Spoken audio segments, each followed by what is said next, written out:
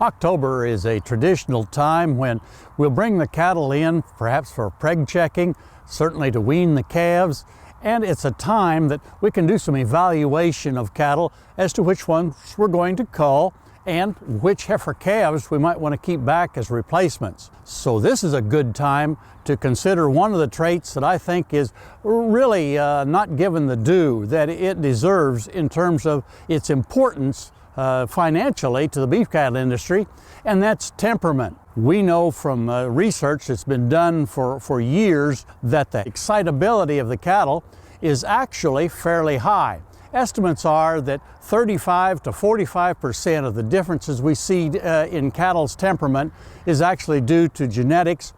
That means to me that we can make some real progress in our herds by culling out those wild cows and not selecting their daughters or sons as replacements to go back into as seed stock into our herds. Also, there's research now that has come from Mississippi State University, and in fact about 14 years ago they published a study looking at 210 calves that they had in their farm to feed out program.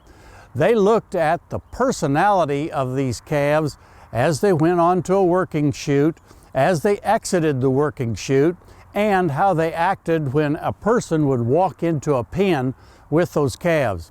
They evaluated each one of those situations on a 1 through 5 scale, with 1 being very docile, calm cattle, and 5 being the most aggressive, excitable calves in the group. They then followed those calves through the feedlot phase and looked at the profitability of those calves based on the temperament score that they got when they first were weaned and went into the feedlot.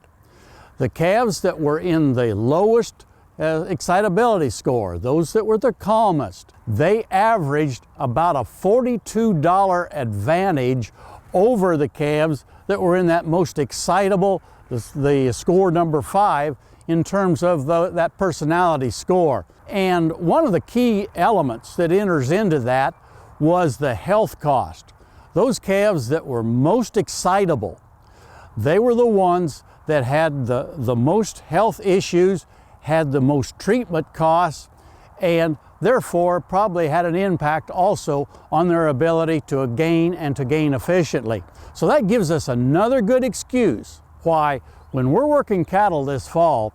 that we have that crazy cow that comes through the chute, the one that gives us all the trouble, that we might as well go ahead and cull her and not save her heifer calf back as a replacement. In the long term, then, I think we'll improve the temperament of our entire beef herd and actually help the profitability, not only on our ranch, but for those buyers of our calves in the future.